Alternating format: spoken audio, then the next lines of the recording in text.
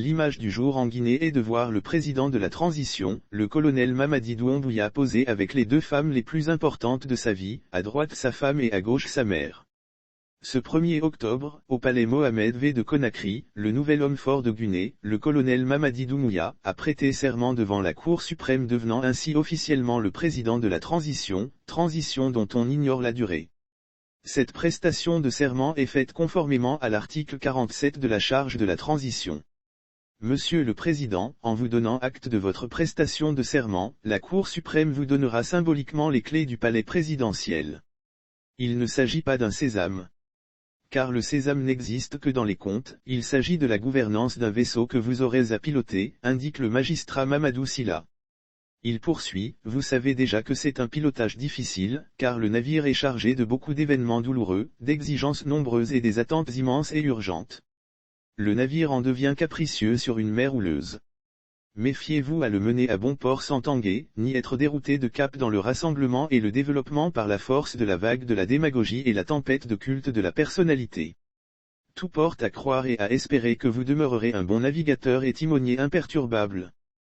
Pour accomplir cette mission, souligne-t-il, il faut de nombreuses qualités d'humaines et militaires, des connaissances du commandement, l'intelligence, l'ouverture d'esprit, le sens du dialogue, la fermeté, l'intégrité avec votre immense expérience militaire conquise sur les théâtres d'opération pour sauver des vies.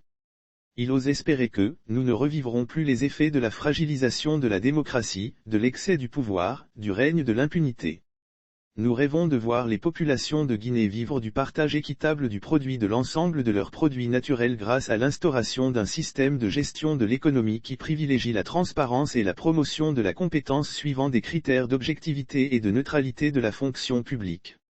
Nous caressons l'espoir que les agents de l'administration ne seront plus des activités politiques et se tiendront désormais hors du jeu des partis politiques, espère le président de la Cour suprême.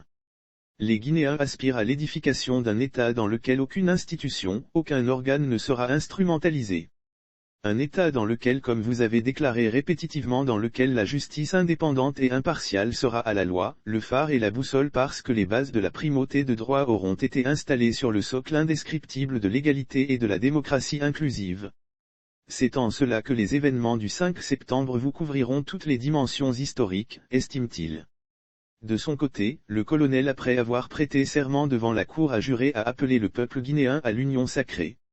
À l'issue de la transition, a-t-il martelé, ni le colonel Doumbouya ni un membre du CNRD et des organes de la transition, ne sera candidat aux élections. Je réalise parfaitement l'ampleur des tâches qui nous attendent, mais je reste confiant. Je voudrais réitérer ici mon engagement que ni moi ni aucun membre du CNRD et des organes de la transition ne sera candidat aux élections à venir. Je lance un appel fraternel et patriotique au peuple de Guinée dans son ensemble, de saisir cette opportunité pour rendre notre nation forte pendant cette transition. Nous devons travailler ensemble pour poser les bases de la société, réconcilier et engager notre pays pour son développement économique, a-t-il lancé. Par ailleurs, le président du CNRD a rassuré le peuple de Guinée, les partenaires techniques et financiers et pays frères de la Guinée, de sa volonté et celle du CNRD, de mener à bien la transition et de respecter les engagements du pays. Notons que c'est le dimanche 5 septembre que le colonel Mamadi Doumbouya, à la tête d'une unité spéciale de l'armée guinéenne, a renversé le président Alpha Condé qui venait d'être élu pour un 3e mandat.